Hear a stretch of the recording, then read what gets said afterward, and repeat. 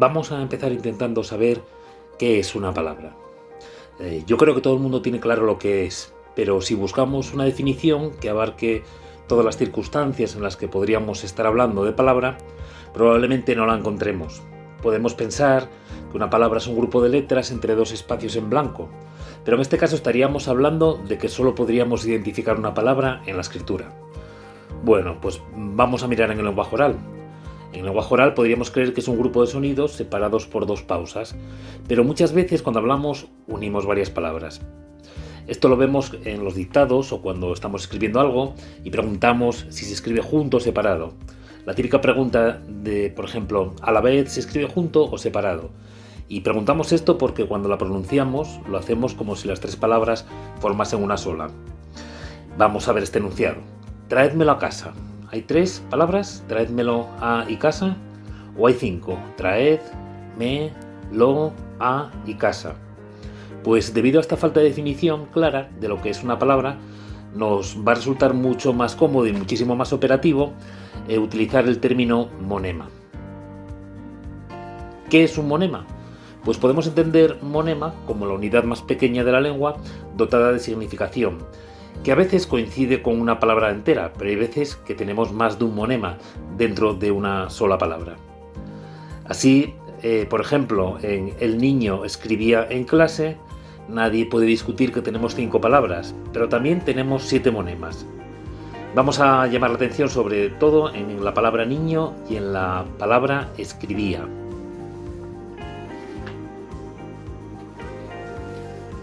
En niño vemos que separamos la O, porque en este caso significa sexo masculino y podría alternar con otro monema, una A, representado por una letra A, cuya significación sería sexo femenino. Podemos deducir entonces que niñ es un monema que significa persona de corta edad y que la O y la A que podríamos añadir son monemas que marcarían el sexo o significarían pues sexo masculino o sexo femenino respectivamente. Tanto la O y la A de niño y niña pues pueden aparecer en otras palabras significando lo mismo, y también incluso niñe, este fragmento de la palabra, podría combinarse con otros monemas, pero manteniendo siempre el significado de persona de corta edad. Por ejemplo, es lo que ocurriría en la palabra niñez, en la que a su vez ese ez podría aparecer en otras palabras como estupidez, doblez. De la misma manera, en escribía encontramos un monema scrib que nos indica acción de trazar letras, y otro que nos indica que esa acción es en pasado, pretérito. Esa acción no estaba acabada, entonces sería imperfecto. Es una acción que podemos considerar que es real, o sea que es modo indicativo, y el que la hizo, esa acción, es una sola persona, singular, y es o el que habla, primera persona, o del que se habla, tercera persona. Como conclusión, vemos que en una palabra puede haber varias partes que tienen significación. Bien, recordamos que el significante es la parte sensorial. Es la parte que percibimos por los sentidos de las palabras.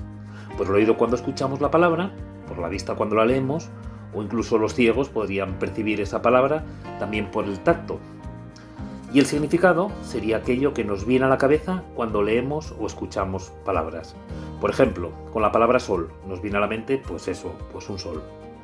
Con soles nos viene también el concepto de sol, que aparece en rojo, pero esta vez añade el significado de más de uno. En la palabra solo ha cambiado la parte final, la que está escrita en amarillo, y en nuestra cabeza ha cambiado también el significado. Nos viene a la mente sol, pero más de uno. Tenemos también en esta diapositiva la palabra hacer, y nos viene a la mente pues algo así como construir, fabricar. Si vamos a la siguiente palabra, que es deshacer, nos viene a la mente que lo construido, lo fabricado, se rompe, se desmorona, se le quitan sus partes. En ambas palabras tenemos el concepto de construcción en color rojo, el eczema, pero en deshacer le colocamos delante una partícula que hace que la palabra signifique lo contrario. Y ocurriría también lo mismo en otras palabras a las que le añadiésemos des, como atar, desatar. Podemos deducir que hay un monema en rojo, con el significado básico, con la esencia del significado, y otros que se añaden a este para transformarlos. A los primeros en rojo les vamos a llamar lexemas, y en el significante les vamos a llamar raíces, es decir, Cuando en una palabra marcamos la raíz, en realidad estamos marcando el lexema, el significado básico, esencial de esa palabra.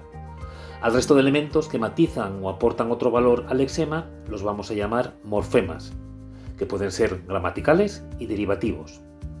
Los morfemas gramaticales añaden información de cuestiones puramente gramaticales, género, número, persona, tiempo, modo y aspecto, y los derivativos modifican el significado básico del lexema. A los morfemas gramaticales, cuando los marcamos en el significante, les podemos llamar desinencias, mientras que a los derivativos, cuando los marcamos en el significante, les llamamos prefijos, sufijos o infijos. Así que podemos decir que el lexema o raíz es la parte de la palabra que tiene el significado básico. Los morfemas serían lo que se añade al lexema, que modifican o varían un poco el significado y que también podrían aparecer con la misma función añadidos a otros lexemas o en otras palabras. En esto nos centraremos en la siguiente diapositiva. Dentro de los morfemas, que recordamos son monemas, los podemos encontrar de dos tipos. Por un lado tendríamos los morfemas dependientes, que son muy importantes a la hora de analizar morfológicamente, porque es lo que nos va a sacar de quicio a la hora de separar en partes las palabras. Dentro de los dependientes los tendríamos de dos tipos. Por un lado, los morfemas derivativos, que es lo que se llaman prefijos, sufijos e infijos. El prefijo sería un morfema dependiente derivativo que va delante del lexema. Es como el des de deshacer que veíamos en la diapositiva anterior. El sufijo sería lo que va detrás del lexema. Por ejemplo, todas las terminaciones de profesiones o de tiendas como fontanero, panadero, cocinero, electricista, ebanista, futbolista, frutería, ferretería, panadería, librería. Todas esas terminaciones de ero, ista, ría serían morfemas derivativos y serían sufijos porque están colocados al final de la palabra. Y después también tendríamos infijos, que es lo que aparecería entre el lexema y el sufijo. Como segundo tipo de morfemas dependientes tenemos los morfemas gramaticales o flexivos, que son los que nos indican el género, el número, la persona, el tiempo, el modo, el aspecto y el caso de determinadas palabras. Estos morfemas solo los ves o reconoces si sabes gramática. Son cuestiones gramaticales que no todo el mundo está capacitado para ver y que hay veces que la palabra los tiene en el significado pero no en el significante. Por ejemplo, niño tiene un lexema niñ y la o, que es un morfema gramatical de género masculino, pero yo sé que también es una palabra singular, es decir, que tiene un morfema de número singular, que no aparece representado mediante una desinencia, pero sabemos que lo tiene porque así lo entendemos que la palabra es singular. Bueno, esto ya lo veremos en otro vídeo. Ahora quiero que nos centremos en que hay morfemas derivativos y que hay otros que aportan cuestiones de tipo gramatical que se llaman gramaticales o flexivos. Frente a los morfemas dependientes tenemos los morfemas independientes, que como bien dice su nombre, son independientes, es decir, no necesitan unirse a un lexema, son verdaderas palabras, pero sin significado. En español, las palabras que no tienen significado son los artículos, las preposiciones y las conjunciones. ¿Qué significa a? Pues depende. ¿Qué significa las o qué significa ahí? Pues estas palabras no tienen significado, pero sí que sirven para relacionar a otras palabras. Así, por ejemplo, el verbo ir con Madrid se podría relacionar con la preposición hacia, voy hacia Madrid, o con la preposición a, voy a Madrid. Ojo, en algunos libros incluyen a los pronombres y a los determinativos. Yo creo que una palabra que puede realizar una función sintáctica es porque en realidad tiene significado. En una oración, muy corta, pero oración, como yo como, yo, que es un pronombre, funciona como sujeto. Vale, a ver, es cierto que el significado de este tipo de palabras muchas veces, o bueno, siempre, depende del contexto y sus significados serían infinitos porque este yo tendría tantos significados como veces que se ha usado.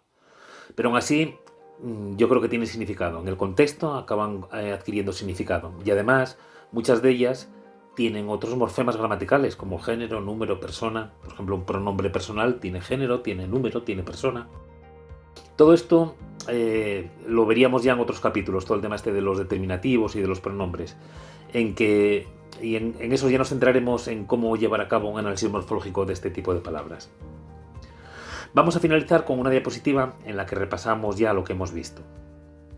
Vemos que los monemas se dividen en dos tipos, lexemas, que son los que llevan el peso del significado, y morfemas, que son partes que pueden modificar el significado de las palabras. Los morfemas vemos que pueden relacionar palabras, que pueden modificar significados, y que los dependientes, que van a ser el caballo de batalla de los análisis morfológicos, serían los que nos pueden resultar un poco más complicados. Tenemos unos que se llaman gramaticales o flexivos y que son exclusivamente los que nos indican cuestiones gramaticales de género, número, persona, tiempo, modo, aspecto y caso. Y después tendríamos los derivativos, que son los que modifican el significado del lexema y que tendríamos prefijos, si van colocados delante del lexema, sufijos, si van colocados detrás del lexema, y tendríamos también los infijos, que irían entre el lexema y el sufijo. Estos recordamos que modifican el significado, pero que no aportan nada de tipo gramatical.